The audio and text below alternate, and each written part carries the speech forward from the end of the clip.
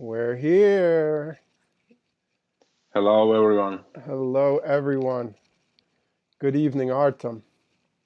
Yeah, good So, afternoon. so, I haven't been having a little problems with the internet today, so hopefully it won't freeze on me. My wife was trying to do some stuff this morning and it wasn't working, but so let's just jump into it and cross our fingers. So, um, what Artem and I want today um, is for you to be in a position to just start fresh. Don't have any preconceived notions about how to feel for the next hour. If you feel something, be honest with it. As Gary Vaynerchuk says, lying is the devil. So even if you know it's not right and it's the way you feel, we have to be aware of that. So hopefully for the next hour, we can get rid of those preconceived notions, hopefully longer than that. And the other thing Artem and I really want to push for this session is engagement. This is something that affects all of us. So your comments, your shares, your stories helps all of us. That's why we're doing this, is because we want to share our experience so that maybe one person out there doesn't feel alone. Um, I know I felt like that until I met Artem, until I met a few of my friends who thought differently. You definitely can feel alone out there. So I don't know if you felt that way, Artem. Yeah, for sure. It So was like that before we met. yeah. So let's start off with a little question. And again, please engage if you feel like it. If you're up for it, I understand not everybody is up for it, and that's okay. But if you can just help us, it'll help us keep this talk going. Your comments give us more insight into where we need to go and what we need to share. So the first question I have for everybody is, what comes to your mind instantly? Don't think about it. What comes to your mind when you hear the word muzzle or you see a muzzle? Remember, lying is the devil. Don't answer the way you think we want you to answer. What do you think or feel when you see the word muzzle? And while we're waiting for that, Artem, do you remember the first time you used a muzzle? Yeah, I actually remember first time I tried to use a model, but I wasn't able to use it with first human aggressive dog that I worked with. So I tried to put that muzzle on him, but he, how to say, went crazy, and it was Sharpie. Mm, It's not easy to put muzzle on him. yeah. Yeah, and first experiences with using muzzle, it's also aggressive dogs who can bite no matter whom. So with dogs So and dogs or people. mostly then with dog aggressive dogs, mostly. Yeah. So please leave some comments. Allison says she feels alone. Um, Hmm. Interesting. yeah, it can. It can feel lonely. So we'll wait some for some more comments as they come through. Hi, Kimberly. Hi, Shoba. Um, uh, an interesting thing that oh, I I have a wasn't hat. against muzzles, but I was thinking that uh, in the beginning, when I started working with dogs, I was thinking that I should um, Mm-hmm. deal with dogs and solve problems without using muzzle. Yeah, Like, no, I need to solve it without it. yeah. And that's some of the things we'll talk about later. Is doing when we're doing behavior work, the Yeah. reasons why muzzles are such a great tool. Um, So if you see or feel or that word muzzle, if you see one or you hear that word, let us know how you feel. And then the other thing I want people to share with us is if you do use one with your dog, how do you feel when you're out in public?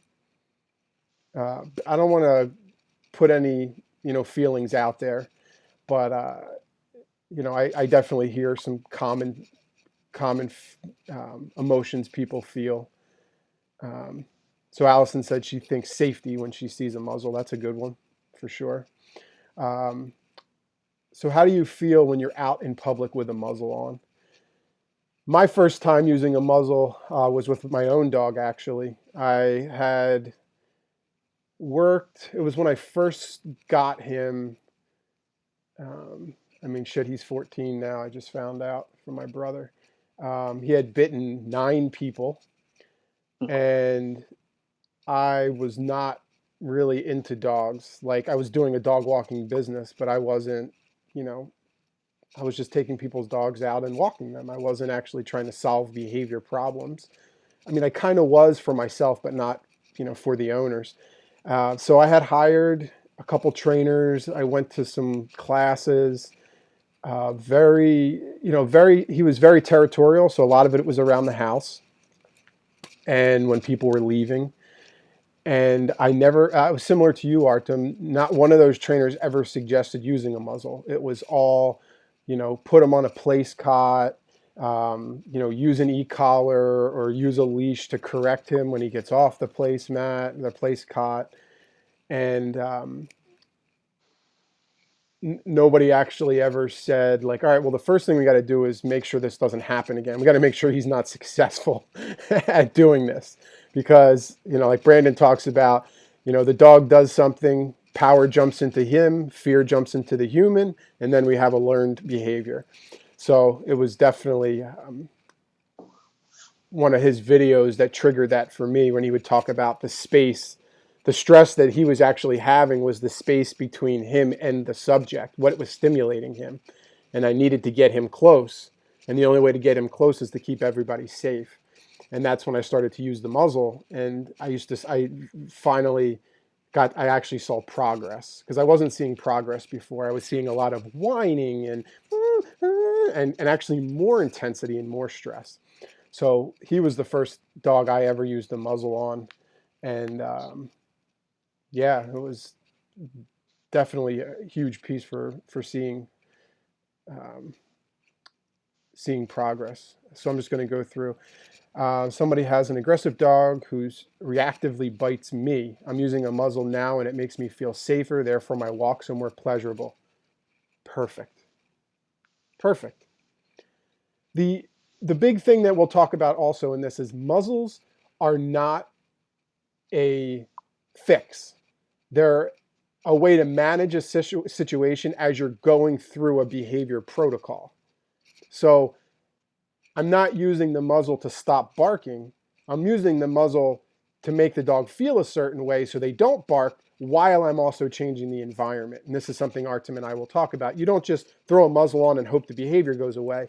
That's, one of Brandon's quotes that we both say a lot is, you can't solve an emotional problem with a physical solution. So you can't just put a muzzle on and hope the barking goes away. It can help in the short term, but we also have to have some type of behavior protocol that we're looking to reduce the reasons why the dog is doing that. Like sports shoes never will be never the reason why you running better and more. Yeah, Mm-hmm. They only can help with that. Yeah. But shoes themselves not doing anything. Yeah. So same thing. Shoba out in Mallorca. I can't wait I'm going to visit her one day. I totally invite myself. I'm calling her out now. That island is beautiful. Oh my God. I have some amazing videos of the sanctuary she volunteers at. There's like at least 100 dogs there, and nobody's in cages. They're just, okay. They're out free. You just freeze. I know. For a few seconds. Hopefully it doesn't work. So she's saying she's seeing the psychological aspects of the muzzles in dogs and how it affects the dog and the owner. So it definitely changes the way everybody feels. And, we know dogs are a barometer for our internal state. They can tell how we're feeling. So if we're not feeling sure, if we're feeling scared, they know that. So a muzzle is a way we can change the way the situation feels. So one of Artem's biggest fans says she feels worried or scared. My vet puts a muzzle on my dog when I go. She said he growled at her. Is she a bad vet? No, she's not a bad vet.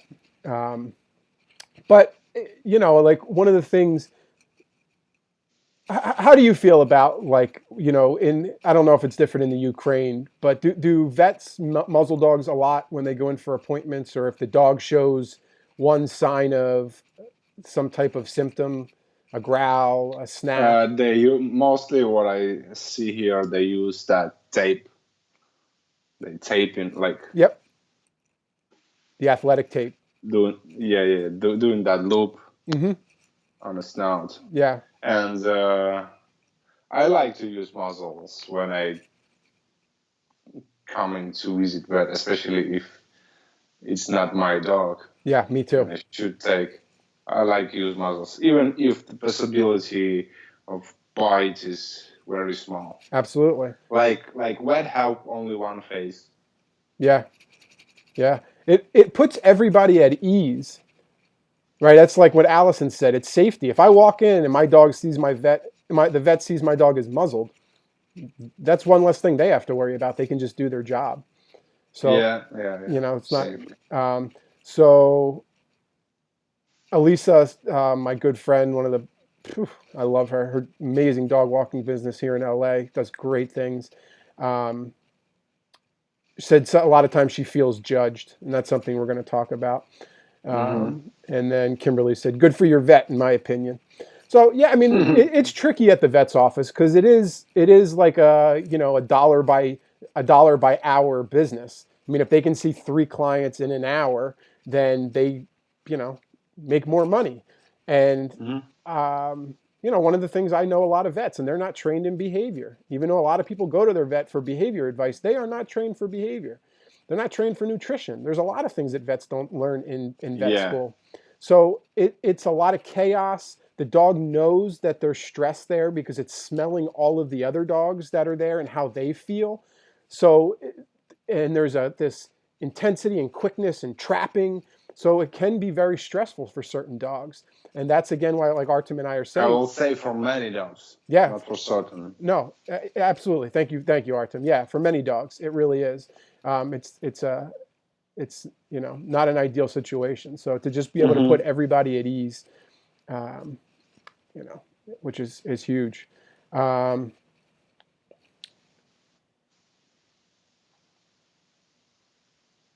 okay, so Justin, we'll come back to your question, Justin. That's a really good one because that's what we're going to talk actually about. So Justin says his dog rubs the muzzle, so he gets abrasions on his nose, and he wanted to talk about how to get the dog to accept the muzzle more. And we'll talk about that because it could be as simple as getting him to accept it more or switching to a different type of muzzle, because that's a very common thing that people have. Is the dog starts to try to fight the muzzle, we panic and interfere, and then what did the dog learn? So um, I feel like I was good enough. Yeah, so so that's what Artem said too. Somebody said they feel weak to having to use a muzzle, like I'm not good enough, and that's what Artem was saying too. You know, this isn't TV, right? There is no like magic behind the scenes done in editing. If you need to do something to get the job done, then get the job done. And if using a muzzle, what's the worst thing that happens? You get to learn more. That's what we're going to talk about here. So I don't feel like you're crazy, Allison. Use the muzzle. Don't worry. I just used. I've never had a problem with one of my dogs. Go ahead. And it's interesting, like uh, those thoughts coming in our heads for different reasons. That it's a bad thing to use a muzzle, but so then same thing we can say about collar and leashes. So let's all dogs be free. I guess half of that dogs will be dead in the first day because they run towards the road and cars will smash them. Mm-hmm. It's like it's not how to say it. Like it's the same. Those things we're using for safety, for in some points controlling our dogs, in some points to change behavior. Um, so it's the same. Like the only difference is the emotional, how to say, the way we see it emotionally. Yeah. Like for most people, leashes and collars, it's like automatically built into the dog. People don't even think that leashes can be a problem, or also making that dog feel Mm-hmm. restricted, and actually can make dog feel really bad if we don't understand what's happening while dog on leash experiencing something. Yeah. So it's the same thing. It's just a tool. Yeah. Yeah. Um, when you recommend a muzzle to your clients, on average, what's Mm-hmm. their emotional response? Is it A emotional? lot, yeah. A lot of people feel I've seen that they feel some type of like guilty, feel sorry. Uh, I guess guilty not the right word. They feel sorry and sad. Oh, I don't want to see my dog in the muzzle. And then I'm using actually that analogy. So then you should be sad because your dog walking restricted, which is very unnatural for your dog. Mm-hmm. Yeah. I had a And yeah, this is most common reaction because if I'm saying them to use a muzzle, it means that they're not using it. mm-hmm. So it's their Yeah. first time. Yeah. Yeah. And it's again the tool is only used as soon as you, one of my horse trainer friends always says that as soon as you use a tool, you should have a plan to get rid of it. So the muzzle isn't a Yeah. long-term strategy. That's what we talked about in the beginning. It's not, the tool isn't the answer. The understanding the behavior and changing the behavior is the long-term change. The muzzle is just the short term. Like Justin said here, he just said that since he's been using the muzzle, he's actually understood his dog's behavior better, and that's why we use muzzles. That's the thing. That's what we'll talk about later on. So just real quick, I don't want. I want to try to keep this shorter today because I can get long-winded. But I had a situation. One of my buddies uh, is a lawyer that I play tennis with, and he adopted a dog that's like a 7-year-old golden retriever or something, pretty gnarly on leash with little dogs. So he asked me, "Can I bring him by?" And I said, "Sure." And Teresa happened to have a few little dogs, and I had a few little dogs boarding that weekend. And I said, "Yeah, just leave him for like an hour. Let me just kind of get a feel for him. No big dog problems, just little dog problems." So I took the dog away and I went to put the muzzle on him, which I usually don't do. But again, this is, sometimes when you've been doing this a while, you can manipulate and do things a little different. So I put the muzzle on the dog. As soon as I went to buckle the muzzle, the wife turns around and goes, "Oh, what does he need that for?" And I said, "Didn't you just tell me he wants to eat little dogs?" And Hmm. she's like, "What am I supposed to do? Like, let him kill all the little dogs?" And like her face was just, she had no sympathy for the other animals, only her own. Only her animal might feel not as confident, whatever that word or that feeling that she was having, that moment she was having. And I just thought that was fascinating to me. So I called her. I said, "Hey, come here for a second. We got to talk about that. Because if you're going to solve this problem, like you said, Artem, I got to know that you're using this at home." Brandon always has this one saying he talks about, when when dogs always push the pedal down with pressure, and humans always lift the pedal up. So humans get a little bit of change, and then we start pulling back. Dogs get a little bit of change, and they start pushing in, pushing in, pushing in. Right? Camilla never gets what she wants, and then goes, "Oh, okay, he understands now." No, she keeps going, right? And she keeps reminding him, "Remember that? Yeah, that was me," right? So I just thought that was really funny. And then I have the video. Um, it's like on my private list. I have to make it public after I write a description. But within 5 minutes, I had that dog off muzzle around little dogs, and he was actually getting humped by multiple little dogs. That's really who he was. He was super scared. He had never been close. Like I talked about with Jake, he's always been far. And the other thing that they did a lot of, the people, toys. So they did a lot of toys that looked like little dogs. And my friend didn't create this problem. But you could tell by the way the dog walked, he had a little hip issue, and he's 7. So I bet you he's ran out a lot, spun to his right, put a lot of stress on that right hip, come back with the ball. So I just thought that was just like snapped in my head as I was writing this. I never forget.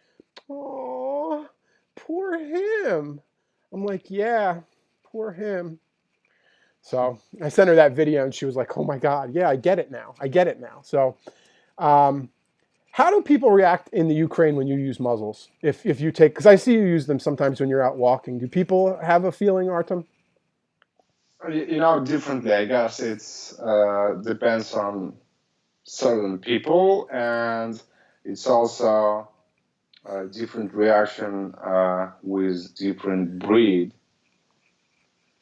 Like if I'm walking pit bull in a muzzle, people mostly staying away.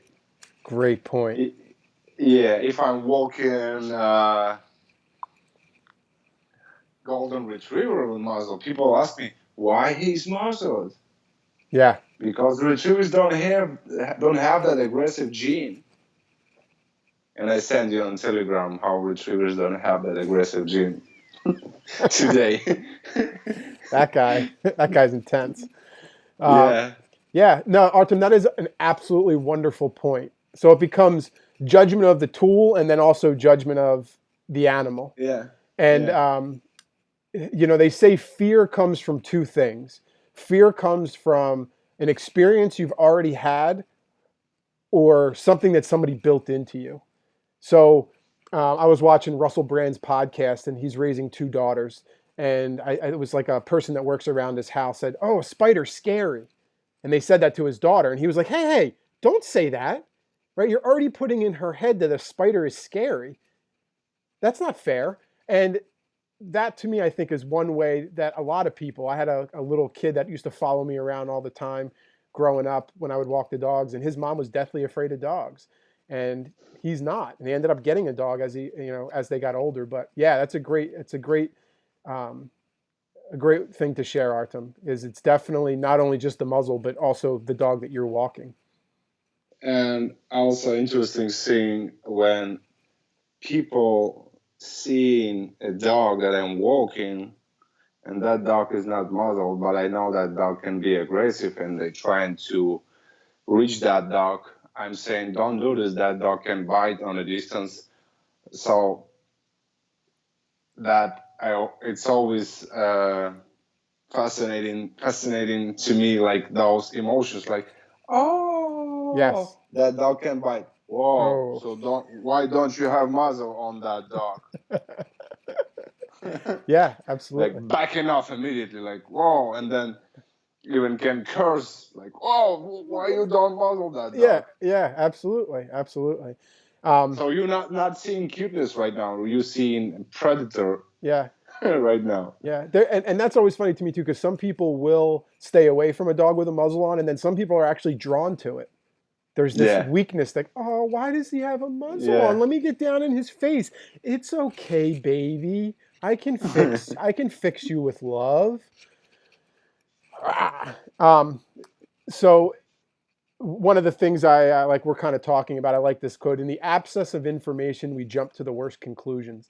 Do you remember that video that Dr. Mate did where he would go around the room and he was asking people about a certain situation, and then he would ask them what their feeling was about it? And a lot of people didn't know the difference between a feeling, which is, angry, sad, hungry feelings, versus like perception. I felt dismissed isn't a feeling. Dismissed is a perception. And I think that's a huge piece that a lot of people jump into, is when they don't have the information, they draw the worst conclusion. Instead of, like Sadhguru says, when I don't know, say I don't know, and then search for truth, which means I start with no judgment. I just start with, hey, why does that dog have a muzzle on? Oh, because he has a behavior problem. Oh, that's interesting. So what does the muzzle do? The muzzle keeps him from biting people, and then I can do, oh, that's really interesting. Thank you very much. And they walk on. Versus, that's mean. Why do you have a dog with a muzzle on? He should be like, all of these beliefs, but they're not based on any truth. I had do you have anything to add? Because I just had a real quick story. Yeah, and interesting how, what's really happening. Those judgments like when people judge, they saying that those people who muzzle at that dog doing something bad because they put that muzzle on. And mostly, especially if owner or trainer who having that dog in a muzzle having agenda to make that dog more social, Yeah. give that dog more freedom Yep. to relieve his psychological problems because of which one that dog have aggression or maybe things like that. And interesting how people who judge or feel sorry for the dog, they actually on their own reality. Yes. They're not even seeing what's really happening. They not here at all. Yeah. Yeah. They don't understand the good we're trying to do. They just see their And they're story. trying to judge Yeah. from that point of view. Yeah. So interesting. So real quick, I have another buddy I play tennis with, Yeah. and he has 3 daughters. Minimal experience. Some of their friends have dogs, but they, you know, they don't really. They're not around dogs a lot, and they're been renovating this house for a few years. Big house, and they want to get a dog. So periodically when I play tennis with him or his daughter, I bring one of my dogs, a big one, a little one, whatever. And one of the daughters said, "I really want an Australian Shepherd." And I looked at her and I was like, "Sienna," I was like, "that's an interesting choice. How do you know about Australian Shepherds?" And Vic turns to me and he says, "Dude, she knows everything about every dog." And I'm like, "Really?" So she has researched and researched and researched. I mean, from trends in the breed to grooming she knows so much about dogs. So I said, "Well, Sienna," I said, "ironically enough," I said, "have you ever met one?" And she said, "No." I said, "Well, ironically enough, I have one." I said, "So I live a couple blocks from the tennis club." I said, "Why don't you guys come over and you guys can meet him?" And they were like, "Really?" I said, "Yeah, come on." So whenever I'm around kids and dogs, that's usually not something I do a lot. Kids are unpredictable, dogs are unpredictable. So I usually look at the certain type of dog behavior. I look at the certain type of kid. So one of my smaller dogs is a great assessor of energy. If I put her down, bring her out, she will stay away if she's apprehensive, but it'll give the kids a chance to do something wrong. It's like the kids having a muzzle on. They'll go to to pet her, or if they, she'll be like, poof, space, right? So I brought her out and they just stood still and they're just looking at her and they're asking questions. Not once did they actually try to go into her personal space. And I was like, this is really good. This is really good. They're not the typical kind of kids that we see. "Oh, I want to pet the dog. Mom, look at the dog." So Lily went around and smelled them and they just kind of asked a lot of questions. I said, "Okay." How old is she? Lily? Oh, no. No, that girl. Oh, the Sienna is 14. The middle child is around 10 and the little one's 8. So it was 3 of them. So I said, "Okay, you guys ready for a bigger dog?" And they were like, "Yep." So I brought my Malinois out, who's a super goober, a lot of energy, but, super friendly. So I brought her out and I could see all their faces like, "Oh my God." And I said to them, I said, "Are you guys scared?" And they were like, "Yeah." And I said, "That's beautiful. Tell me how you feel." I said, "I'm going to put a muzzle on her." And they looked at me like, "What is a muzzle?" And I said, "Oh, you guys don't know what a muzzle is?" And they're like, "No." And I was like, "Woo!" So I put her in the yard. I ran inside. I grabbed my muzzle and I put the muzzle on Kita and I brought her back out. And and I did it with the other 2 dogs, my Australian Shepherd too. And this is the greatest thing from that day that I learned about what we can do as educators. When the next time they walk on the street, when they see a dog in a muzzle, they have no preconceived notion that dog is bad. The reason why my dogs wore a muzzle that day is because they were scared. So it was the human that was fearful that made me put a muzzle on my dog so they felt more comfortable. And that happens a lot with our clients. We use a muzzle because it makes them feel more comfortable, the human feel more comfortable. So the dog sacrificed in that moment. And that's okay. They're used to wearing muzzles. They didn't think anything about it. They just lay down, well, it's a muzzle, not a big deal. So I go back to that story in my head so much because I feel like they had such a great experience. And if more people had that experience where instead of seeing a muzzle and having their owners, having the kids' parents say, oh, that dog probably bites people, or oh, that's a bad dog. Instead of that, they had somebody who was an educator said, oh, no, this is because you're fearful.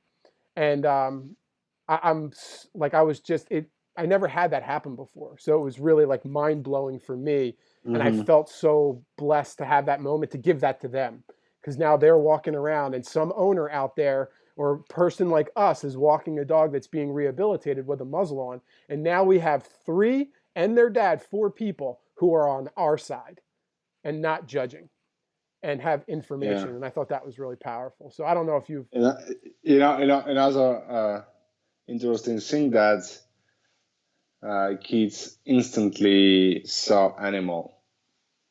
say it again. Kids instantly saw animal when you brought kid out. Yeah. Yeah. That's why they felt fearful. Yeah. Yeah. Energy, movement, size. Yeah. Yeah. And this is the great thing that like we always They've been honest with themselves. exactly. Exactly. Now, this is where again which is interesting, this is some of our other conversations. Nobody's manipulated that. So one of the things we talk and Brandon says a lot with stay in an animal kingdom is stay away from something you're apprehensive of. So they were Yeah. apprehensive, so they didn't go forward. Yeah. So they felt how they felt and they were able to be okay with that. Nobody manipulated that. And Yes. I went to take the trash out today, and there's a nice guy that lives up the street, and his dog is very fearful of people, and he's barking and going caught in between going forwards and backwards. If that guy starts Hmm. playing toys with that dog, and maybe he does, I don't know, but then you have a dog that is in conflict, now has being interfered with, and now learns to go forward. And Yeah. that was very very interesting. So let's go in, let's blast through this, Artem, because I froze once. Hopefully it won't happen again. So what are some of the things you use a muzzle for? Like John had said here, he gets his dog has some energy that he feels about, so he puts the dog in the muzzle so he feels safer when he's walking.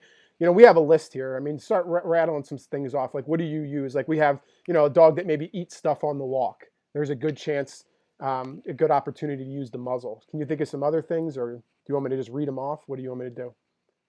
Yeah, just go. Just Okay. read them. So we talked about eating stuff on the walk. That's one opportunity.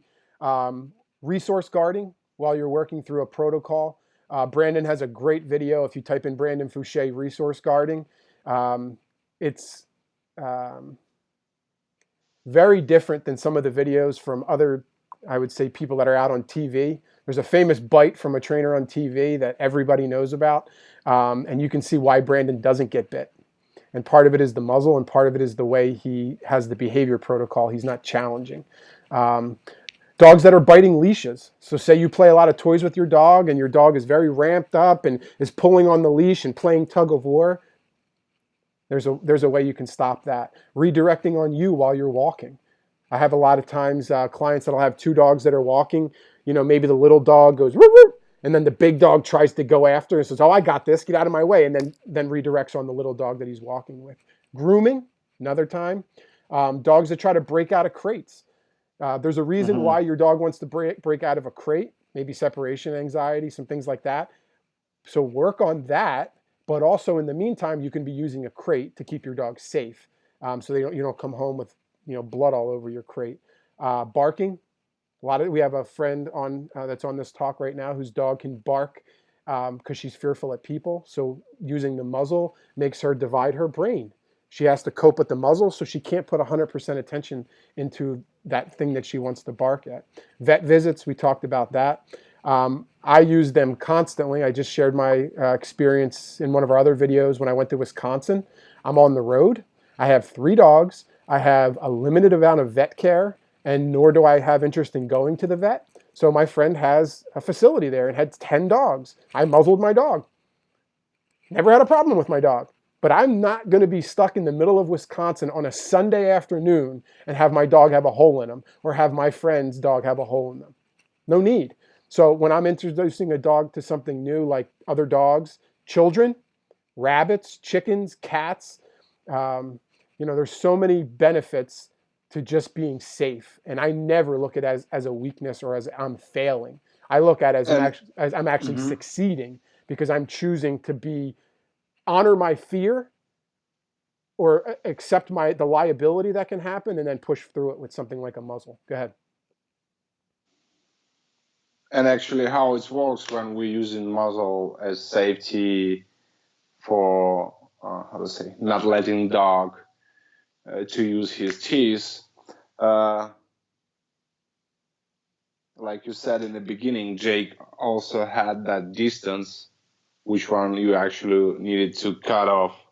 And this is what happening. If they cannot hurt anybody with the teeth, we can actually, if we know how, understand how, we can actually let them experience things in the way they should, because being away from something that you need to be close to, not giving you opportunity to see it from another perspective. Yeah. So a couple other things. We'll get into more of the behavior stuff. Breed restrictions. So you might live in a place where certain types of breeds have to wear muzzles. Just Yeah. just walk on. Shut up. There's no need to say anything, right? They're doing what they have to do. The other thing, one of my friends had say this when you had mentioned it too. Dog's totally friendly, but gets so annoyed because they have a cute dog. People perceive him as cute. Puts a muzzle on because people stay away. They're just like, oh, dog with a muzzle. So they get to actually Yeah, have. I actually have clients. They have husky, and they said that they love muzzle Yeah, because everybody's staying away, yeah, not doing. Oh, cute dog! yeah, You have husky. yeah. Because then we look like a jerk when we go, hold on a second. My dog doesn't know you. Why is he supposed to accept your invitation into his personal space? Like, no. So, yeah, I love that. I love that because then I'm usually the one that's like I try to live in reality as much as possible. And anybody who says can I pet your dog, I always ask why, and I answer just like that. Why? My dog doesn't know you. Like, huh? And then they look at me like, wait, what, huh? Huh? And then we can have a dialogue, but it I doesn't. need to use it. Nice, very nice, Yeah. Um, very nice question. we will talk. Okay. So muzzles and behavior work. So why don't you talk a little bit, Artem, about how different muzzles affect dogs mentally and physically? Different types of muzzles. I guess, for my opinion, if not deeper into it, as bigger and as more bigger and then as more weight muzzle have, as more close, thinking about it, and attention is splitting. Yeah. Did you get what I'm trying to say? Yep. Absolutely. And as more light it is, as more open it is, especially if it is not a first time when dog wearing that muzzle, they more, how to say, uh,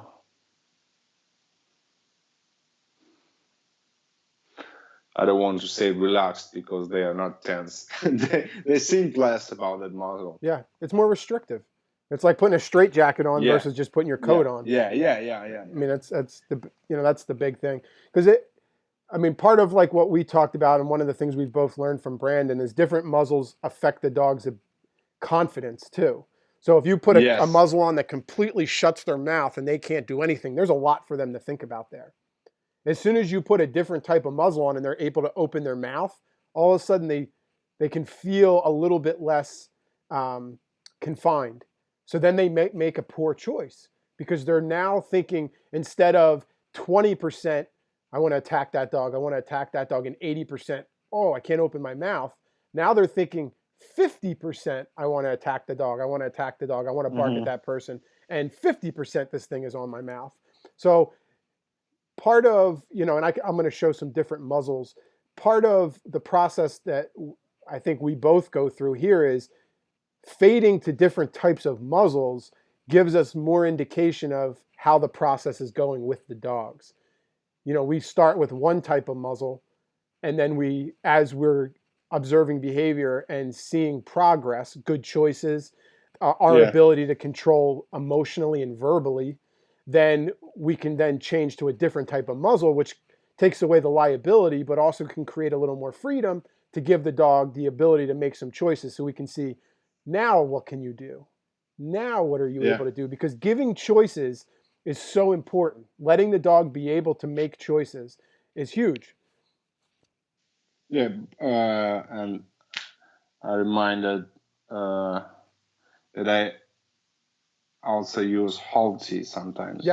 absolutely. Even having that strap here, making them be more thoughtful Yeah. and think about it. And Even that strap. yeah, and out on a walk. Of course, not with all dogs, it's like Yeah. for certain dogs, you need to figure it out if that halter will make him feel the way he should. And also, Artem, for me, it's a good thing you brought out. Sometimes if I'm walking a dog that I'm like 99% sure isn't a problem, and I have something on like that, if there is a problem, all you do is pull up and it closes the dog's mouth. So you have an impromptu muzzle if you need one. Just by pulling, the slip goes on and it puts the pressure, closes the dog's mouth. You stop a problem if you have one. So again, Yeah. it's a way to be able to say, when I turn around and go, hey, and the dog should back off. If it doesn't, because they are able to make a choice, then you have something in an emergency to be able to do the same thing, which is stop the dogs. So one of the things you said, Artem, that is you like muzzles because it lets dogs express themselves naturally without restriction. Yeah. Did you share on Instagram the last couple days, because you, like, between you and I and in Telegram and with Kimberly and Teresa, you've been sharing a lot of videos.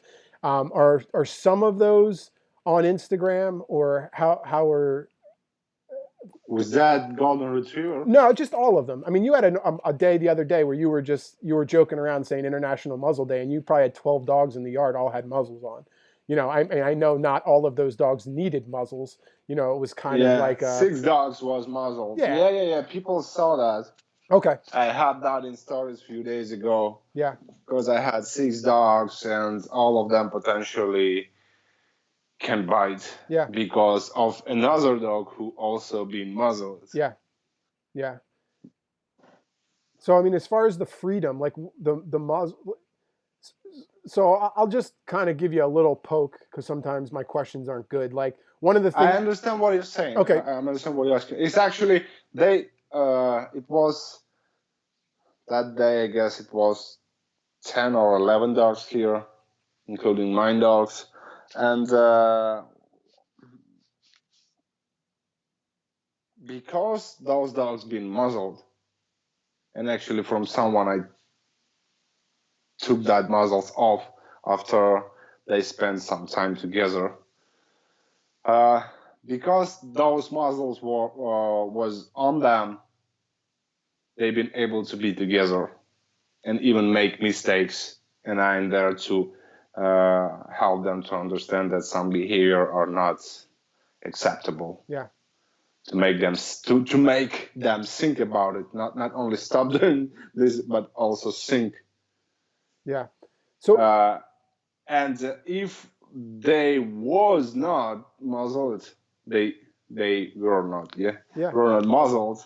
I should separate them. yeah, yeah, They were not able to be together. yeah. And the other thing, like you're talking about with the freedom, a lot of times I find people try to use muzzles, kind of like what Allison was saying. Like, some people use muzzles as like as a thought of, I failed. But to me, the problem with when you don't use a muzzle is most people interject too soon, right? Because they're fearful, they, hey, right? And that can either cause a dog fight or can actually stop nature from happening. I mean, one of the things Yeah. I've learned from Brandon's videos, from him, from, like watching your videos, the experiences I've had is, most people, when they say their dog is aggressive, or that's all on different spectrums. There's a difference Yes. between a disciplined bite, "Arf, I'm fearful, get off me," and I'm going to just like straight up attack you, and I'm going to keep attacking you. And every time I see a dog, I'm going to attack it.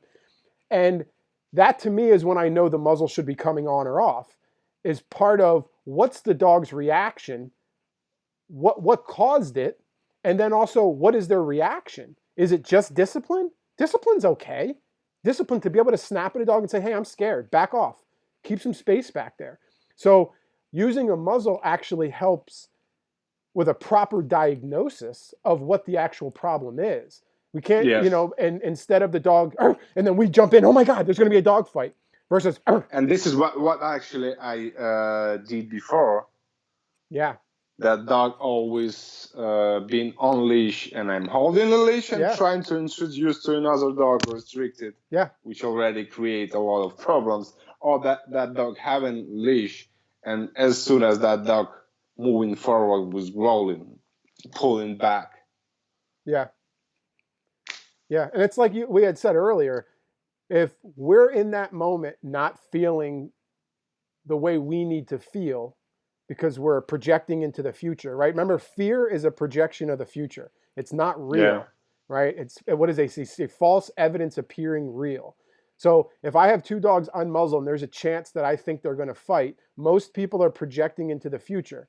And in that moment, two things: they're not actually able to be in the moment and see what's happening. And then they're also thinking with liability. I might have to step in. I might have to step in. I might have to step in, which then can trigger another dog. What's going on here? Why does this feel so weird? But when we have a muzzle on, like you had a couple incidents at daycare with the muzzle on, I didn't even see the camera flinch because you're just like, yep, right? Because there's nothing that's going to happen. You know when to stay in, when to stay out, and actually could see, how is this going to turn out? What's actually going to happen here? So the proper diagnosis of using the muzzle is important. One of the things, I don't want to talk about it because I'm not an expert on it. It's something I'm still trying to learn. But one of the things I think that I've learned the most from Brandon with the muzzles is the muzzle is partly for safety, but is partly itself a way to assess a dog. How much do they fight the muzzle? That tells you a lot about how they live, right? A little bit more energy, a little bit more stubborn, a little bit more mentally dominant because I just got to get this thing off because I know, right? So it tells you a lot about how the dog feels in their daily environment by how they accept the muzzle. Yes. So the other thing that we talked a lot about too, we talk about this, is when a dog actually decides to play, right? And then the dog doesn't have a muzzle on, people get scared and then they interject when that actually could be nature beautifully unfolding in front of them. Yeah. And a lot of times people will they'll unmuzzle a dog too fast. And then that dog meets the certain dog that actually makes them have the problem that we didn't know. Oh, that's the type of dog that makes them feel that way. Then we don't have the muzzle on, and then we have another problem. So, just because a dog has a muzzle on, I see dogs play constantly with muzzles on. Just because they have a muzzle on doesn't mean they're going to shut down. So, I think that's something, Brandon talks about dogs that are multi-layered, that have, different types of aggression. It's not just dominance or subdominance aggression, multi-layered. When they're playing and they're having a good time with multiple dogs, you have to make sure they're introduced to a lot of different personalities, because there's a certain personality that might trigger them to go back into their old ways. And having that muzzle on can really save the day. Anything you want to add there? I actually have pit bull. I have clients with pit bull. She's coming to me from time to time for boarding, and she is always muzzled when she's outside, and she can play with dogs. I know her for 2 years, I guess. Yeah. Her and her owners. And when I first met her, she'd been totally crazy, lunging on every dog, no social skills, only attacking. So actually, that muzzle set her free, and she actually have, of course, a leash time because she have that muzzle. Yep. And she have that thing. If she get to some degree, she will not stop if you're trying to stop her verbally. Yeah. and because of that, she have that muzzle on. Yeah. Every time she goes outside. But she can be a dog. She can communicate with dog. Yeah. Without that muzzle, no. No, it's not safe. So one of the things we had talked about for behavior work, we talked about using a muzzle to divide the dog's mind. I think that's something a lot of people don't. Or slow down, yeah, and because of it's actually the same thing. Or that how to say dividance in English. Yeah. That dividance can actually slow down hyper dog. Yeah, makes them start to think.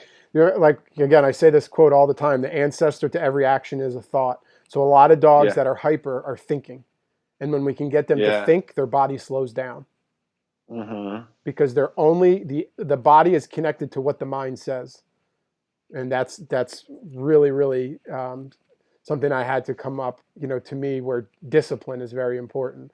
When a dog is disciplined appropriately, they slow down and they think more, versus domination, which can make a dog more hyper.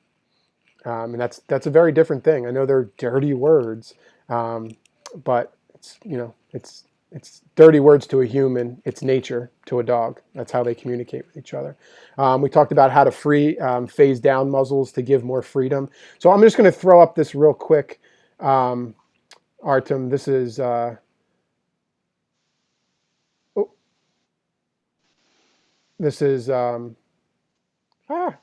don't look at my notes.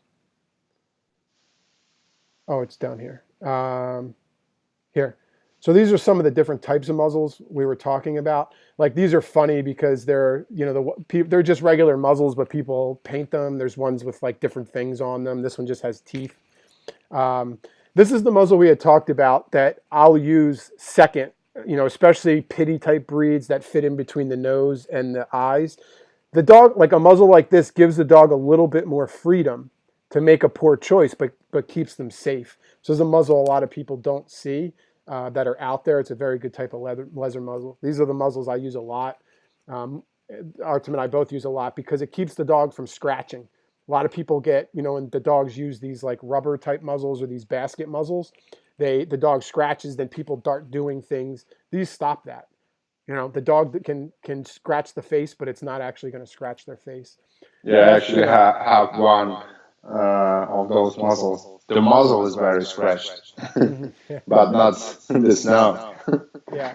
So I'm going to link a video that I made a while ago that actually goes through each type of these. This is a muzzle that's very common for people that have smush-nosed dogs, because they usually say, well, how do I get a muzzle for my dog? This is a good one for those types of dogs.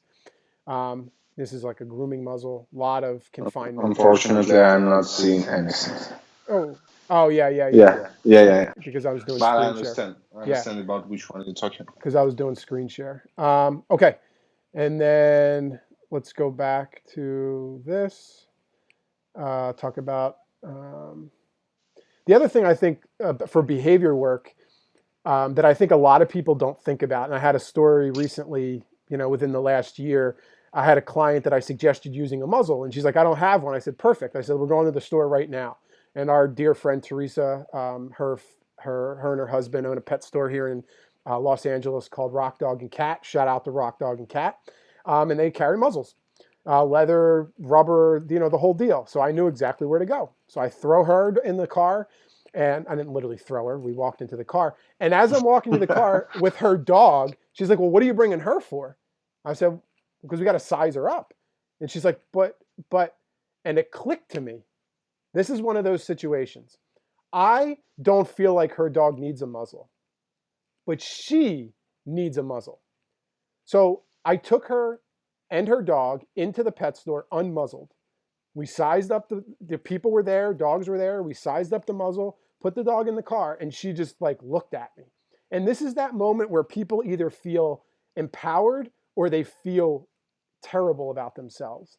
And it's, well, you're a superpower. You're able to do this. I can't do that. And I said to her, yeah, but it's possible. So I just took your dog, who you don't think can be around people and dogs, into a public space with no muzzle on. You can either say, this is amazing because it's not a genetic problem, Or you can say, oh, I feel terrible about myself because I can't do it.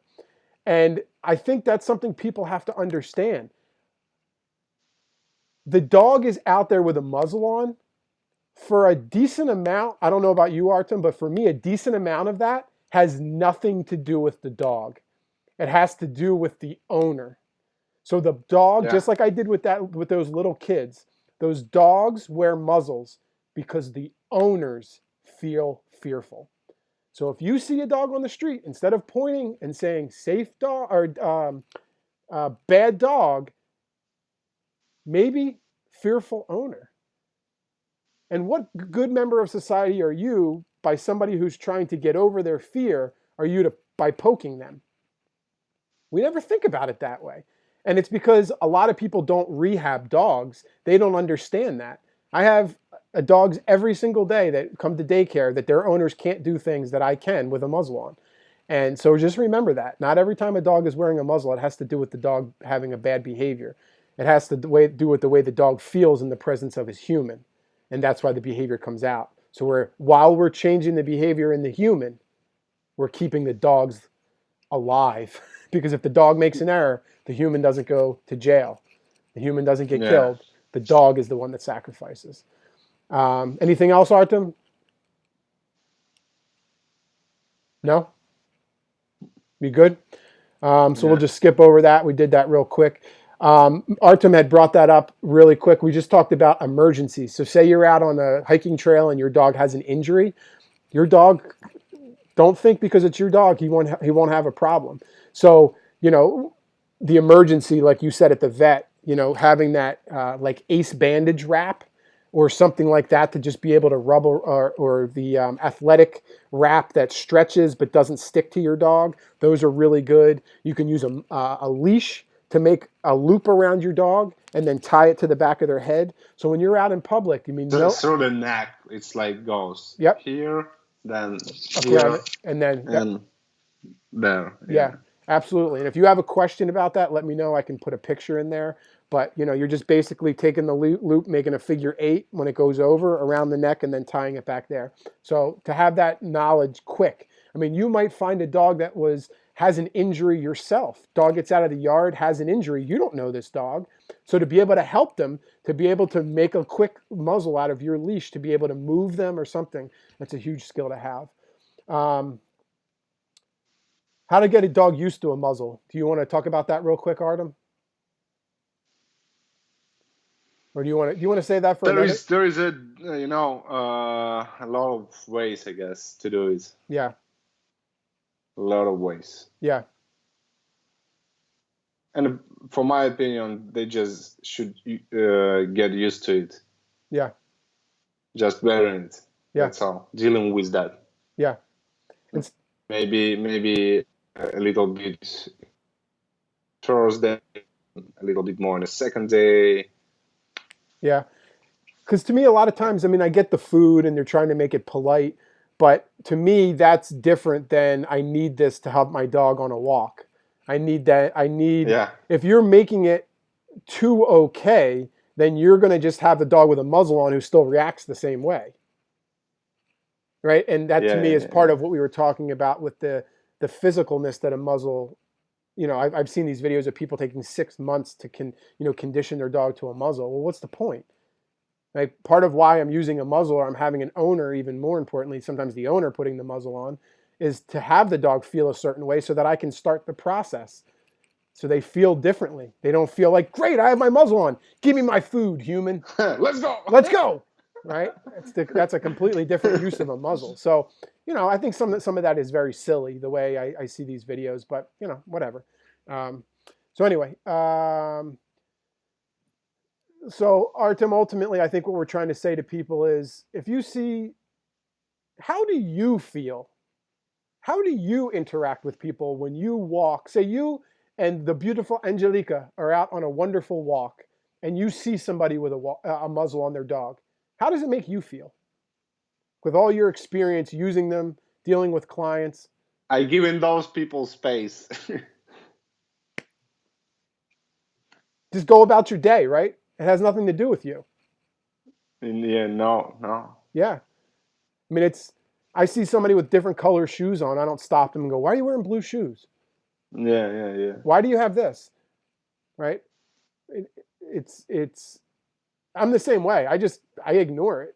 I'll be, It's again like you haven't leash on your dog. Whoa, you're so bad. Whoa, your dog wearing collar. Oh, oh, you bad owner. my friend Joanna, my personal trainer, yoga instructor, guru, she always says, penalizing people for wearing a muzzle is like making fun of somebody for wearing a seatbelt. Right? Yeah, It's a safety absolutely. thing. It's ridiculous. Yeah, yeah, Like yes, the person is yes, just trying to yes. be safe. They're Great. just trying to be safe. She always has the best analogies, except for when we're working out. She's a torture. She's like 5 foot 90 pounds, but she's the worst. But she has good analogies. And the other thing, I think I saw this in one of Brandon's videos once. The damage we're doing to society by making people feel insecure about using muzzles. Because when somebody doesn't feel secure about using a muzzle, they're not going to use it. And then there's a good chance that your kid, your dog, you, that owner, is going to get bit. So when you make people feel insecure, a lot of people don't have the confidence to say, screw you, I don't give a shit what you think about me. I don't have to go home with you. That's what I tell my clients all the time. I don't have to go home with that person. I have to go home with my dog. So I care more about what they think than what some stranger thinks who has their own Mm-hmm. thought process. And that's not easy for everybody. I understand that. We have different life experiences, and, some people prioritize what other people say. But, I think that's something that we really have to understand. Don't make people, you're just creating more of a problem if you make somebody feel insecure about using a muzzle. They're just trying to be a good member of society. So I'm just going to poke through. We're done the list, Artem. I'm just going to poke through this real quick. My friend Daniel in Argentina said it gives you the better way to understand nature. Instead of pretending to apply human concepts, when you have a dog has a muzzle, you're able to learn what nature would do. And I've seen that in the videos you've been sharing. What is that golden retriever really going to do with a muzzle on? And then how is that other dog who's been poking the fire, how is he going to respond once that? I'm just done with this. The golden retriever's like, I'm just done. I'm done. You're not picking on me anymore. Shortly after I did, and not calm inside. Does it mean when my dog taking off muzzle shortly after I did put it on that it is not calm inside? I don't. Can you? I don't know if you can rephrase that question.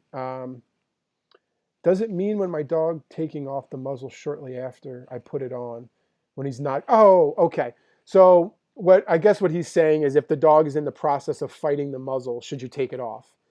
No, Yeah, I believe that's what. only when it's like with whining. If you give him something that dogs want while he's whining, you making that dog whining more. Yeah, yeah, Same thing. Like that dog will be scratching that muzzle to get it off. Like wait a little bit. It will be a pause in scratching, and then take it off. yeah. Somebody was sharing their story. They have a Chihuahua that they walk with a muzzle, and then a bigger dog, and people react differently. Same situation. That's the thing that's so amazing. Same picture, two different stories. It's like those. No, it's not only about muzzles. It's about sizes. As bigger, mostly uh, uh, as bigger dog people see, as more aware that there is an animal in front of them. Mhm. As smaller dog are, as more toy Yeah. they see in that dog. Yeah, it's like Brandon always says, if more people treated their dogs like their horses, they wouldn't have the problems they have, because people respect the size and the damage a horse can do. Right? So the size Yeah. of the dog makes you feel a little bit different. I think this is hysterical. My buddy in Michael, who's an amazing, again, and just another amazing human, has a dog walking business, Spectrum Dogs, in down by the beach, and he says this is great. You're gonna laugh. To owners, he calls the muzzles braces. He said, once the teeth are straight, the braces come off. And I think that's great. It's a great way. I didn't get So, some words. braces on the teeth? Like, Yeah, yeah, like if yeah, the yeah. teeth are crooked, Yeah, yeah, you yeah, put yeah, yeah, yeah. braces I on. get it. So he's Yeah, yeah, saying once the teeth are straight, then the braces can come off the muzzle. That's a great way to think about it. It's just a tool. It's just a piece to yeah, get the teeth yeah, yeah, straight yeah, and yeah, then yeah. come back to Nice analogy. Yeah. it. Bad about using all sorts of tools nowadays. Yeah, yeah. Jackie in England just said it's a lot about tools. People have a lot of feelings. Yeah, and my friend Ali always. I wrote this in my newsletter last week. Feelings aren't facts. That's the truth. Yeah. Your Yes. feelings are not facts. They're your truth, but it doesn't mean it's reality. And when we're able to step back and say that's not real, that's my story, then we're able to actually learn that those preconceived notions like we're talking about. Now, that aside, I see some pretty terrible things done to dogs with tools. So is it the tool? No, it's the knowledge behind the tool, right? There was a story recently where a guy did some terrible things with a dog and a baseball bat. I don't know if he hit the dog. I couldn't watch the video because I just get so like, meh. I'm just so like, whatever. You could pick an e-collar, you could pick a prong collar, you could pick a leash, you could pick a pillow, you could pick a cell phone. People do horrible things to animals and justify it. So to me, it's never the tool. It's the knowledge behind the tool. It's what's your plan. Why did you pick that tool? What's your plan to get rid of that tool? And where's the path we're going? Because just like horse training, there's different versions of what you put in the horse's mouth. And that's just to get to the next stage. And the next stage, which is to build a um, more connection to what the animal and your communication level. So, I definitely think some of those feelings that people have about tools are justified because they might see a video of somebody doing terrible things with a dog and then say it's the tool. Oh, e-collars are bad. Or is the person that used it just not knowledgeable? They're trying the best they can, but they're not knowledgeable. And then they create the problem they have. Okay, it's that time. Artem's final thoughts. Anything in closing, Artem? How did we do today? I'm trying to make it together. Muzzle actually means freedom. Yeah, yeah, In the end, if we use it properly, it can make our dogs to be free around people, dogs, public places, and things like that. yeah, And also, a muzzle, it's not only thinking about uh, how we feel, it's actually if there is a dog who potentially can bite, especially humans, yeah, it's a responsibility. Like it's showing that you're responsible and not only thinking about yourself or how people will think about you, but you're also thinking about that kid who can run towards your aggressive dog to pet that dog, yeah. and then he will go to hospital to do plastic surgery on his face. Yep. Yeah. So it's making your dog free. It's showing that you're responsible, and I forgot the third thing. Yeah. I mean, for me, muzzles are this simple. It's like an old military saying: "It's better to have it and not need it and not have it."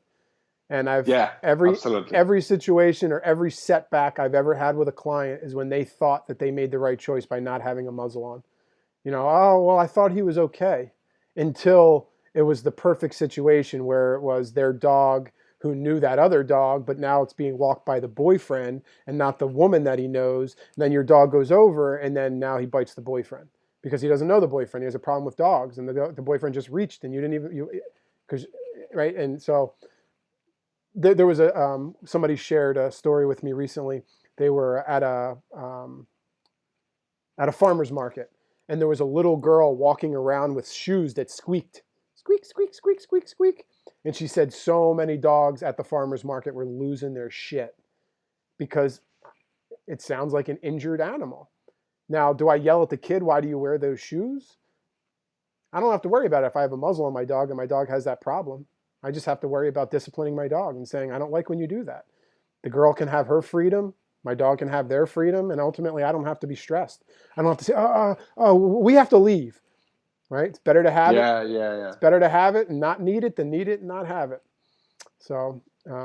Another thing that we talked when we prepared a muzzle, when we prepared for that show, muzzle is life-saving tool. Yeah. Because if dog will hurt somebody really hard, that dog. Been there. Yeah. Will lost his life. Yeah. And not, it's like not necessary. Maybe it's not necessary to be that way. Yeah. I'll share that story another day. I had a dog. You watch a couple Cesar Millan episodes and you think you're ready to help every dog, aggressive dog, and boy, I should have had a muzzle on that dog because another dog paid the price and the dog's owner got a nice bite on their arm. So lesson learned, scarred me for a while, but what are you going to do? I wouldn't make that same mistake. Last question. The gentleman, he wrote back. He said his dog is fighting the muzzle. Should I just wait for him to cool down? And part of me, but part of me also is, can you get the dog to move? Like, if there's a leash on the dog, can you start walking? Can you help them not focus just on the muzzle in that moment? Yes. So sometimes with some dogs, running helps.